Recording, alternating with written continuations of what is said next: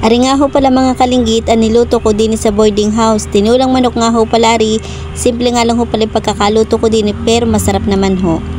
Bumili nga ho pala ako mga kalinggit ng manok, isang hita at isa nga ho palang pakpak. At bumili din nga ho pala ako ng luya at siling green. Ang naisip ko nga ho palang lutuin din ay tinola at binigyan nga ho pala ko ng papaya ng aking katrabaho.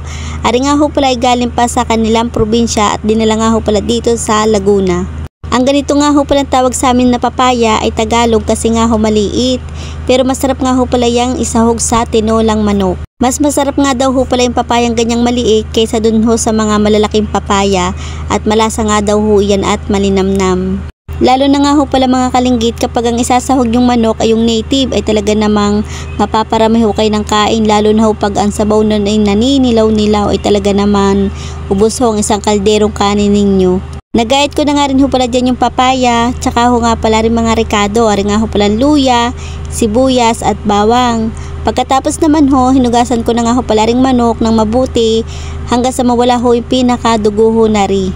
Pagkatapos ay magsasalang na nga ho pala tayo dyan ng kawali at maglalagay nga ho pala tayo dyan ng kaunting mantika. Kapag okay na, ilalagay na ho natin na rin luya. Kapag nga ho pala rin mabango na, isusunod naman ho natin na rin sibuyas at bawang. Halu-haluin lang ho natin na rin. Kapag mabango na, ilalagay na ho natin na rin mga manok. Atin lang ho pala rin isasangkot siya ng kaunti para yung mga sangkap na inilagay natin din ay dumikit sa karning manok.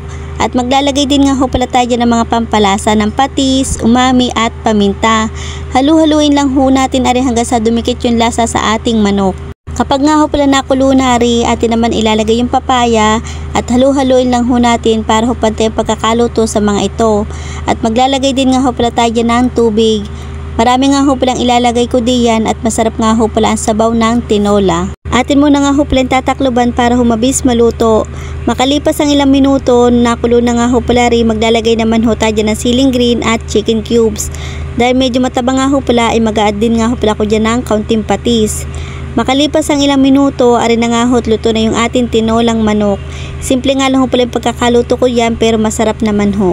Habang niluluto ko nga ho pala rin tinolang manok, talaga namang amoy pa lang ho ay nakakagutom na. Dahil luto na nga ho pala rin mga kalinggit ay pwede na nga ho pala tayong kumain. Tara kain ho tayo din Kumuha na ho kayo dyan ng bahaw at sumabay na ho kayong kumain din At masarap nga ho pala yung tinolang manok sa bahaw na kanin. Yan nga ho palang kasabay kong kumain diyan, si Chenny nga ho pala iyan.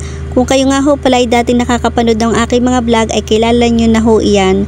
Kaya nga ho pala kami nagkakatawanan diyan, sabi nga ho pala sa akin ni Chenny, masarap daw ho yung niluto kong tinola. Sabi ko naman ho ay masarap nga at hindi ako makapaniwalang masarap yung luto kong tinola, yo naman.